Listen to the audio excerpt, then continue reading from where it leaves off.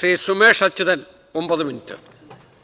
Sir, 2026-27 സാമ്പത്തിക വർഷത്തെ പുതുക്കിയ ബഡ്ജറ്റിലെ ഉപധനാഭ്യർത്ഥനകളെ ഞാൻ പിന്തുണയ്ക്കുകയാണ് സർ. സർ,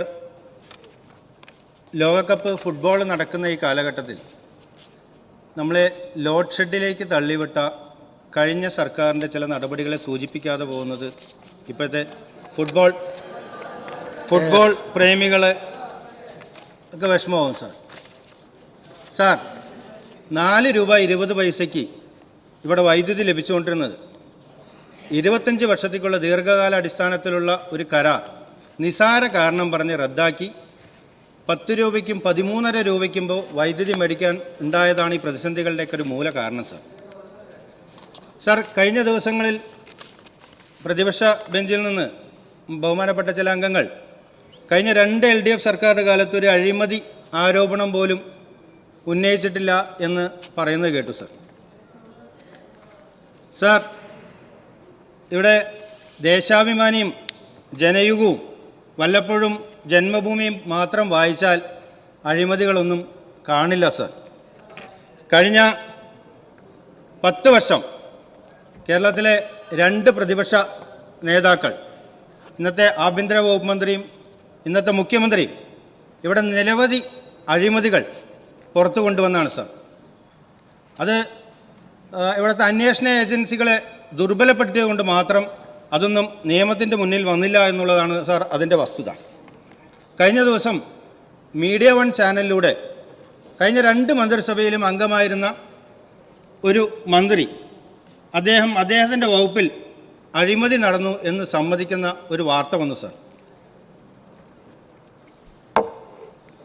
സാർ, അത് ബഹുമാനപ്പെട്ട വിദ്യാഭ്യാസ വകുപ്പ് മന്ത്രിയുടെ നിയോജകമണ്ഡലം, മണ്ണാർക്കാട് നിയോജകമണ്ഡലത്തിലെ അട്ടപ്പാടിയിൽപ്പെടുന്ന ഒരു ആദിവാസി ഉന്നതി, മേലെ തുടുക്കി, ഗലസി എന്നീ ആദിവാസി ഉന്നതികളിൽ വൈദ്യുതിയും കാറ്റും ഉപയോഗിച്ച് സോളാറും കാറ്റും ഉപയോഗിച്ച് വൈദ്യുതി എടുക്കുന്ന ഒരു പദ്ധതിയെക്കുറിച്ചുള്ള ഒരു അഴിമതി ആരോപണമാണ് സാർ. സാർ, വളരെ നല്ലൊരു പദ്ധതിയാണ് സാർ. നമ്മുടെ വൈദ്യുതി ലൈൻ എത്തിക്കാൻ കഴിയാത്ത ഒരു പ്രദേശത്ത് വിൻഡും സോളാറും ഉപയോഗിച്ചുകൊണ്ട് വൈദ്യുതി ഉൽപ്പാദിപ്പിച്ച് അവിടെ ആദിവാസി ഉന്നതികളിലെ ഓരോ വീടുകളിലേക്കും വൈദ്യുതി കൊടുക്കുക എന്നുള്ളൊരു പദ്ധതി, ആ പദ്ധതി നടപ്പിലാക്കിയതിലെ ഒരു അഴിമതി ഞാനിവിടെ സൂചിപ്പിക്കുകയാണ് സാർ. സാർ, അതിന് 1 വർഷം മുമ്പ് വയനാട് ജില്ലയിൽ മേപ്പാടിയിൽ വേലപ്പങ്കണ്ടി എന്ന ആദിവാസി ഉന്നതിയിൽ ഒരു വീട്ടിന് 2,80,000 രൂപയ്ക്ക് ഒരു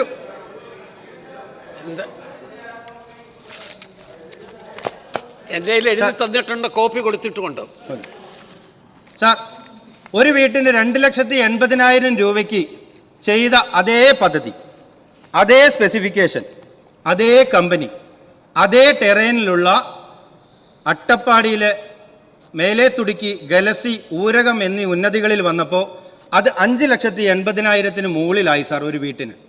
സാർ, പ്രത്യക്ഷത്തിൽ തന്നെ 3 ലക്ഷം രൂപ ഒരു വീട്ടിന്. അട്ടപ്പാടി 3 ഉന്നതികളും കൂടെ 60 വീടുകളിലേക്കാണ് സാർ ഈ പദ്ധതി നടപ്പിലാക്കിയത്. അത് തന്നെ വലിയ ഒരു അഴിമതി അതിൽ കാണിക്കുകയാണ് സാർ.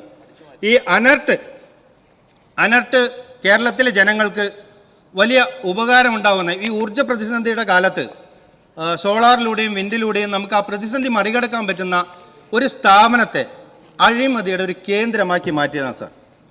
അതിൽ ഈ അട്ടപ്പാടിയിൽ നടന്ന ഈ പദ്ധതി വലിയൊരു അഴിമതിയും അതിൽ ഒരുപാട് ക്രമക്കേടുകൾ നടന്നിട്ടുണ്ട് സാർ. അവിടെ ഇൻവെർട്ടർ, ഈ പദ്ധതിക്ക് വെച്ച ഇൻവെർട്ടറിന് BAS അതിനുള്ള അനുമതിക്ക് അപേക്ഷിച്ചതുപോലും വർക്ക് ഓർഡർ കൈ കിട്ടി 1 മാസം കഴിഞ്ഞിട്ടാണ് സാർ. അത് തന്നെ ഒരു കമ്പനിക്ക് മാത്രം കൊടുക്കാൻ വേണ്ടി ആസൂത്രിതമായി ഉണ്ടാക്കിയ ഒരു പദ്ധതിയാണ് എന്ന് വളരെ വ്യക്തമായി നമുക്ക് മനസ്സിലാവും സാർ. അനർട്ട് തന്നെ നടത്തിയ മറ്റൊരു പദ്ധതിയാണ് സാർ, തിരുവനന്തപുരം ജില്ലയിലെ സ്മാർട്ട് സിറ്റി എന്ന് പറയുന്ന പൂർണ്ണമായി കേന്ദ്ര സഹായത്തിൽ നടത്തിയ ഒരു പദ്ധതി സാർ. ബഹുമാനപ്പെട്ട കോവളം നിയമസഭാംഗം 2 വർഷം മുമ്പ് പത്രമാധ്യമങ്ങളിലൂടെ അതിൻ്റെ വിഷയങ്ങൾ പുറത്തു കൊണ്ടുവന്നാണ് സാർ. കേന്ദ്രം പൂർണ്ണമായി സാമ്പത്തിക സഹായം ചെയ്യുന്നത് കൊണ്ട് കേന്ദ്രത്തിൻ്റെ നിർദ്ദേശപ്രകാരമുള്ള അതിൻ്റെ കോസ്റ്റ് വെച്ചുകൊണ്ട് വേണം നടത്താൻ സാർ. പക്ഷേ ഇവിടെ നടത്തിയ പദ്ധതികൾ ബെഞ്ച് മാർക്ക് കോസ്റ്റിൻ്റെ 3 ഇരട്ടിയിൽ കൂടുതൽ തുകയ്ക്കാണ് പല പദ്ധതികളും അതിൽ നടപ്പിലാക്കിയത് സാർ. അതിൻ്റെ പിന്നിലും വലിയ ഒരു അഴിമതിയുണ്ട് സാർ. അതിൽ മറ്റൊരു വിരോധാഭാസം എന്താണെന്ന് വെച്ചാൽ സാർ, അതിൽ ഇൻസ്റ്റാൾ ചെയ്ത താൽക്കാലിക ജീവനക്കാർ തന്നെയാണ് അതിൻ്റെ പ്രവർത്തനം, അതിന് ഇൻസ്പെക്ഷൻ നടത്തിയ ഉദ്യോഗസ്ഥരും സാർ. പരീക്ഷ എഴുതിയ വിദ്യാർത്ഥി തന്നെ ഇവാലുവേഷൻ നടത്തുന്ന രീതിയിലായിരുന്നു അതിൻ്റെ ഇൻസ്റ്റാളേഷനും അതിൻ്റെ ഇൻസ്പെക്ഷനും നടന്നത് സാർ. മറ്റൊരു പദ്ധതി, അനർട്ടിൻ്റെ മറ്റൊരു പദ്ധതിയാണ് സാർ PM കുസും പദ്ധതി സാർ.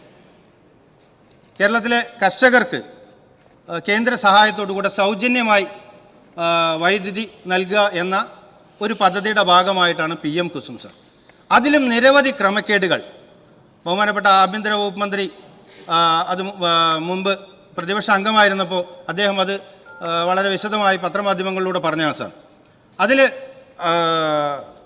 ഒരു ടെൻഡർ സാർ ഒരു കമ്പനിക്ക് കൊടുത്തത്, ആ ടെൻഡർ കോട്ട് ചെയ്തൊരു തുക 5,32,000 സംതിങ് ആണ് സാർ. 5,32,925 സാർ ടെൻഡർ കോട്ട് ചെയ്ത ആ കമ്പനിക്ക്.